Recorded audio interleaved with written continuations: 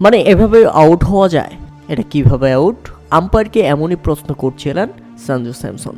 কারণ এমন আউট যে মেনে নেওয়ার মতো নয়, এমন সিদ্ধান্ত যে গ্রহণ করার মতো নয়। ইনিংসের 16তম ওভারের ঘটনা ছিল।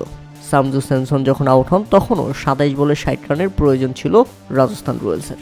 তবে সঞ্জু স্যামসন থাকলে হয়তোবা এই 60 রান অনায়াসেই নিয়ে ফেলতেন তিনি। কেননা খাদের কিনারা থেকে দলের দায়িত্ব নিয়ে সেভাবেই ব্যাটিং করে যাচ্ছিলেন সঞ্জু স্যামসন। তখনও করেছেন 45 বলে 86 রানের দুর্দান্ত ইনিংস।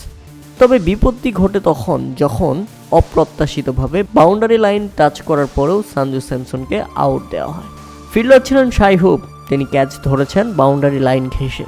তবে ক্যাচ ধরার পর তিনি নিজেকে ব্যালেন্স করতে পারেনি এবং তার বাম পা গিয়ে স্পর্শ করে বাউন্ডারি লাইন। খালি চোখেও যেটা ছিল একেবারে স্পষ্ট।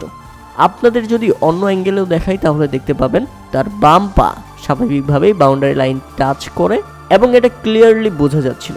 কিন্তু তারপরও যখন জায়ান্ট স্ক্রিনে আউট লেখা ভেসে ওঠে তখন তো একেবারে আকাশ থেকে পড়লেন সঞ্জু স্যামসন। তেরে গেলেন আম্পায়ার দিকে হতাশ গ্যালারিতে থাকা ভক্ত সমর্থকরা। কারণ এটা সবাই নিশ্চিত ছিল এটা নট আউট হবে। আম্পায়ারের সঙ্গে তর্ক বিতর্ক হয়। স্পাইডার ক্যামেও মেজাজ হারাতে দেখা যায় সঞ্জু স্যামসনকে। কারণ আম্পায়ারদের সঙ্গে তার কথায় বনাবনি হয়নি, বরং আম্পায়ারদের সিদ্ধান্তই অটল থাকতে হয়েছে এবং তাকে প্যাভিলিয়নে ফিরতে হয়েছে। হতাশ হয়ে ফিরে যান এই ব্যাটার। হতাশ ছিলেন কুমার সাঙ্গাকারা নিজেও। তিনি বারবার ল্যাপটপে এটার হাইলাইট দেখছিলেন, কারণ এটা যে একেবারে অপ্রত্যাশিত একটা আউট। তাদের সঞ্জু স্যামসনের ইনিংস শেষ হয়ে যায় 86 রানের মধ্যেই। এরপর কার্যত ম্যাচ থেকে ছিটকে পড়ে যায় রাজস্থান রয়্যালস। সঞ্জু স্যামসন ফিরে যাওয়ার পর 3টি উইকেট হারিয়ে ফেলে রাজস্থান রয়্যালস। রবিচন্দ্র অশ্বিন যখন ফিরে যান তখন 185তেই 7 উইকেট হারিয়ে ফেলে রাজস্থান রয়্যালস এবং শেষ পর্যন্ত তাদের হার। আর এই হার কোনোভাবেই মেনে নিতে রাজি নন সঞ্জু স্যামসনের রাজস্থান রয়্যালস।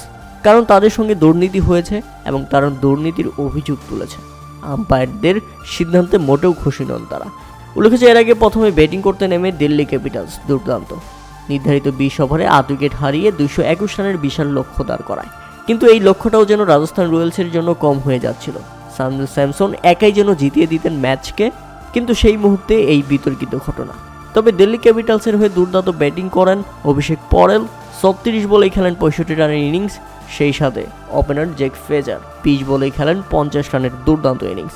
শেষ দিকে ট্রিস্টান ট্রাভস তিনি খেলেন 20 বলে 41 রানের ঝড়ো ইনিংস। তবে প্রিয় দর্শক, আপনি কি মনে করছেন? সঞ্জু স্যামসন কি আউট ছিল, নাকি এটা বিতর্কিত এবং আম্পায়ারের সিদ্ধান্ত ছিল একেবারেই বাজে?